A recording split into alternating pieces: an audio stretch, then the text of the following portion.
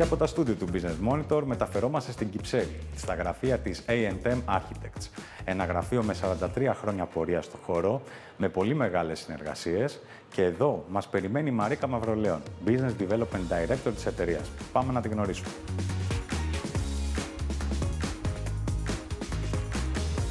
Θα ήθελα λίγο να ξεκινήσουμε με τα βασικά. Έχετε κλείσει 43 χρόνια στο χώρο, θεωρείστε ένα από τα καλύτερα αρχιτεκτονικά γραφεία, με μεγάλη εμπειρία σε κτίρια, γραφεία. Πες μου λίγο ακριβώς τι κάνετε. Λοιπόν, είμαστε το 43 χρόνια στην αγορά, χωρίς έτσι να το λέω με υπεροψία, αλλά είμαστε από τα μεγαλύτερα γραφεία της Ελλάδας σήμερα. Και αυτό γιατί, ξέρεις, η αγορά μας έχει επιτρέψει να ανοιχτούμε, να καλύπτουμε πολλές τυπολογίες έργων. Είμαστε κατά κύριο λόγο αρχιτεκτονικό γραφείο. Παρ' όλα αυτά, έχουμε αναπτύξει κάτω από την ομπρέλα όλες τις υπηρεσίες που αφορούν το κτίριο, οπότε καλύπτουμε ένα μεγάλο φάσμα υπηρεσιών.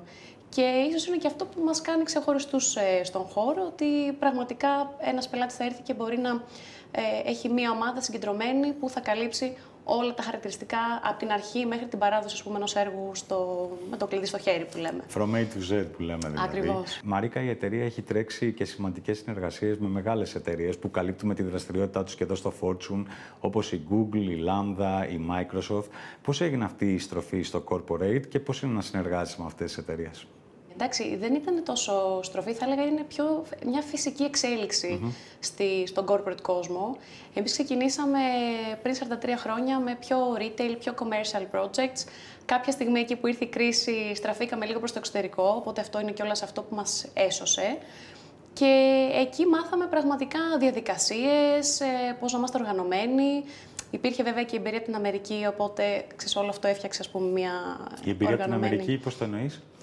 Σπουδές. Και ο πατέρας μου που ξεκίνησε την A&M Architects ξεκίνησε από την Αμερική και εγώ αντίστοιχα. Και η αδερφή μου η οποία πρόσφατα εντάχθηκε στην Άρα όλο εταιρεία. το DNA είναι αρχιτεκτονικό. Όλο το DNA, ναι. Το οποίο έτυχε πρέπει να σου πω, αλλά εντάξει είναι μια ευχάριστη έκπληξη και εξέλιξη. Θεωρείς ότι είναι σημαντικό η αισθητική στα γραφεία και πώς επηρεάζει και τους εργαζόμενους, γιατί συζητάμε πολύ για αυτό το θέμα? Μεγάλο θέμα. Η αισθητική, εντάξει, δεν είναι μια ωραία προσθήκη. Εννοείται ότι όλοι θέλουμε να δουλεύουμε σε έναν όμορφο χώρο, αλλά για μας είναι εργαλείο απόδοσης. Όταν μπαίνουμε σε έναν χώρο που, ξέρεις, είναι φιλόξενος, είναι καλέσθητος, είναι σωστά μελετημένος, έχει σωστή λειτουργία, αυτόματα κάνει και τους εργαζόμενους να αισθάνονται ότι ανήκουν και γίνονται και πολύ εύκολα ambassadors, ας πούμε, της εταιρείας που δουλεύουν. Οπότε δημιουργεί ένα, και είναι και πολύ έτσι buzzword αυτή η λέξη, ένα well-being. Σωστά. Οπότε είναι βασική αισθητική και δεν είναι μόνο ότι είναι κάτι όμορφο, η αισθητική είναι ότι είναι κάτι και λειτουργικό. Ποιες θα περιέγραφες σαν τις κυρίαρχες τάσεις στην αρχιτεκτονική, τι συμβαίνει αυτή τη στιγμή?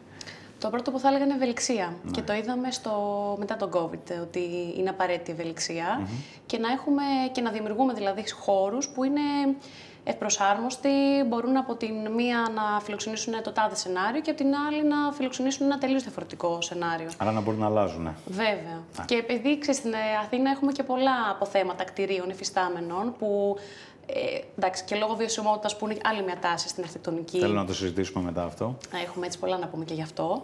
Δημιουργείται αυτή έτσι η ανάγκη να μπορούμε να αξιοποιούμε και τα κτίρια που έχουμε στην Ελλάδα. Οπότε η ευελιξία είναι μεγάλο κλειδί στην αρχιτεκτονική. Κτίρια πολλών χρήσεων δηλαδή. Ναι, έτσι. ναι. Η τεχνολογία έρχεται να αλλάξει τα σχέδια. Γιατί ας πούμε ακούμε πάρα πολύ για τεχνητή νοημοσύνη. Φαντάζομαι είναι εργαλείο και για τη δική σας δουλειά. Είναι εργαλείο. Ξέρεις, υπάρχουν κάποιοι που ακόμα το φοβούνται και δεν έχουν προσαρμοστεί τελείως. Εμείς είμαστε της άλλης πλευράς. Θέλουμε ό,τι βγαίνει στην αγορά να το ξέρουμε. Μάλιστα τώρα ξεκινήσαμε και κάποια σεμινάρια έτσι, για το προσωπικό μας που δίνει εργαλεία για να μπορούμε να αξιοποιούμε τέλος πάντων το AI σωστά. Ωραία. Και βλέπουμε ότι πιο εύκολα θα γίνει φίλος μας παρά εχθρός μας. Μίλησες για βιωσιμότητα, οπότε θα ήθελα να σε ρωτήσω η βιωσιμότητα πρακτικά πλέον πώς εφαρμόζεται και στη δική σας δουλειά και ευρύτερα στα κτίρια. Ας πούμε βλέπουμε πράσινα κτίρια από μεγάλους developers, βλέπουμε χρηματοδοτήσεις πράσινες από τράπεζες, άρα ήρθε η ώρα να έχουμε βιωσιμότητα στην πράξη. Κοίταξε, είναι ένα buzzword κι αυτό και εμείς θεωρώ ότι οφείλουμε και σαν αρχιτέκτονας αλλά γενικότερα σαν αγορά στην Αθήνα να μην το έχουμε απλά σαν ένα τσεκάρω το κουτάκι που εντάξει, το κτίριο μου είναι πράσινο, πήρε πιστοποίηση, οκ. Εμείς τη βιωσιμότητα τη βλέπουμε από όλες τις πλευρές. Ξεκινάει από το πώς χειριζόμαστε ένα οικόπεδο, σε τι θέση θα πάρει το κτίριο στο οικόπεδο, να έχει φυσική σκίαση, να μπουν φυσικά υλικά που έρχονται από local αγορά και δεν χρησιμοποιείται ενέργεια για να ταξιδέψουν και να τα φέρουμε από άλλη χώρα. Ναι. Οπότε έχει πάρα πολλά στοιχεία, τα οποία δεν είναι απλά ότι κάνω τικ το κουτάκι μου. Και για μας είναι πλέον τρόπο ζωής. Δεν είναι απλά ότι, ξέρεις, θα πιστοποιήσω το κτίριο, που εννοείται ότι υπάρχουν και πιστοποιήσεις πλέον. Ναι, είναι και αυτό ένα ολόκληρο οικοσύστημα. Μιλώντας έτσι και για αρχιτεκτονική και για μεγάλα έργα, πρόσφατα, Μαρίκα, κάναμε και ένα μεγάλο γύρισμα στο Experience Center, εκεί που είναι η καρδιά της ανάπλασης του ελληνικού. Μια πολύ μεγάλη επένδυση που αλλάζει και την Αθηναϊκή Ριβιέρα συνολικά και, αν θέλεις, και το μοντέλο αστικής ανάπλασης, να το πούμε έτσι. Εσείς εκεί συμμετέχετε, αν δεν κάνω λάθος, με 2 έργα, έτσι. Σωστά. Θες λίγο να μας πεις τι τρέχετε στο ελληνικό? Εμείς εκεί ασχολούμαστε με διάφορα έργα, 2 είναι τα πιο έτσι χαρακτηριστικά.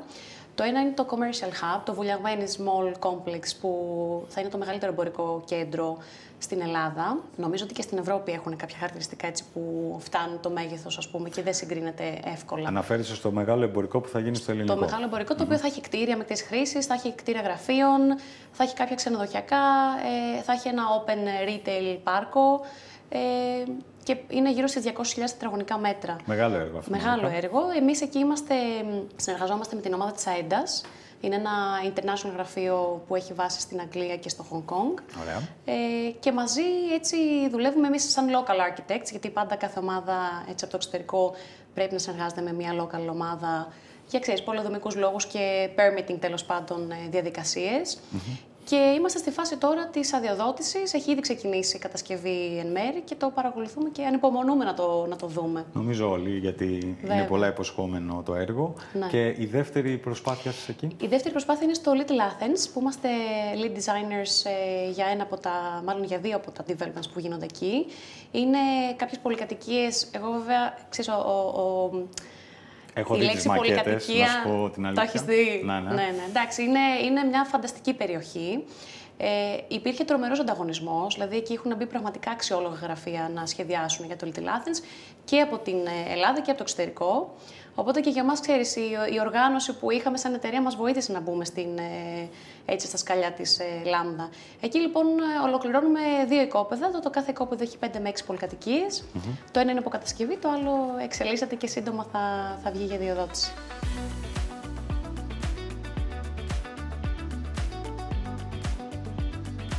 Εσύ αρχικά πώς σκέφτηκες να μπεις στο αρχιτεκτονικό κομμάτι, πέρα από το ότι υπήρχε η επίδραση και από την οικογένεια, δηλαδή τι είναι αυτό που σε εμπνέει? Κοίταξε, σίγουρα το γεγονός ότι το έβλεπα πολύ όσο μεγάλωνα, γιατί και ο πατέρας μου αυτό το επάγγελμα έτσι ακολούθησε, με έκανε να το αγαπήσω. Έβλεπα δηλαδή έναν άνθρωπο που ήταν πολύ παθιασμένος με αυτό που κάνει, οπότε ξέρεις, μου δημιουργούσε μια πολύ θετική χρειά. Όσο μεγάλωνα έβλεπα ότι η αρχιτεκτονική έχει και μια, αν θέλεις, οργάνωση σκέψης. Οπότε και εγώ κάπως, επειδή εκεί έτσι κινούμαι σε ένα λίγο πιο οργανωτικό περιβάλλον και εγώ σαν άνθρωπος δουλεύω έτσι λίγο πιο μεθοδικά. Η οργάνωση βοηθάει δηλαδή πολύ. Βοηθάει πολύ.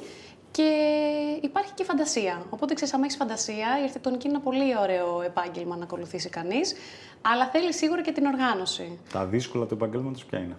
Κοίταξε, έχει απαιτήσεις, ειδικά όταν υπάρχει μια εταιρεία και εμείς σήμερα είμαστε 75 άτομα σήμερα. Δεν είναι απλά η αρχιτεκτονική, δηλαδή τι προϊόν θα βγάλουμε και ποιο είναι το κτίριο που θα βγει προς τα έξω. Είναι και τι κουλτούρα θα δημιουργήσουμε εσωτερικά. Δηλαδή να έχουμε κόσμο που είναι ευχαριστημένος. Αν ο κόσμος μας είναι ευχαριστημένος, και η κουλτούρα της εταιρείας μας θα είναι σωστή και τα έργα μας τελικά θα βγουν σωστά. Ποια συμβουλή θα έδινε σε ένα νέο αρχιτέκτονα που θέλει σήμερα να ξεκινήσει το επάγγελμα, Μαρίκα? Θα έλεγα να μην βιάζονται. Η νέα γενιά νομίζω ότι βιάζεται αρκετά. Ναι. Ξέρεις, έχουν μια φιλοδοξία που θέλουν να βλέπουν γρήγορα πράγματα. Νομίζω είναι και λίγο χαρακτηριστικό της νέας γενιάς. Με αποτέλεσμα να μην απολαμβάνουν τη στιγμή που βρίσκονται, ακόμα και με τις δυσκολίες που μπορεί να έχει αυτή η στιγμή. Οπότε, ένα, θα έλεγα να μην βιαζόμαστε και 2, να παίρνουμε πρωτοβουλίες.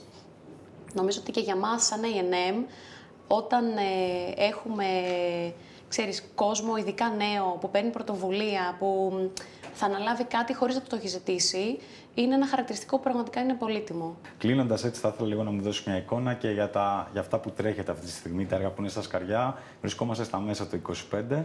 Ποιοι είναι οι στόχοι σας? Καταρχάς, έχουμε βάλει έτσι, σαν τρόπο σκέψης και φιλοσοφία, θα έλεγα, της εταιρείας μας, να ανοίξουμε λίγο παραπάνω το θέμα της βιωσιμότητας. Ωραία. Κοιτάμε όλο και περισσότερο τα κτίρια μας να έχουν χαμηλότερο αποτύπωμα στο περιβάλλον. Βοηθάει εδώ το γεγονός ότι το real estate αυτή τη στιγμή είναι σε μια ανωδική τάση, δηλαδή Βέβαια. υπάρχουν επενδύσεις, έρχονται ξένοι όμιλοι που επενδύουν εδώ.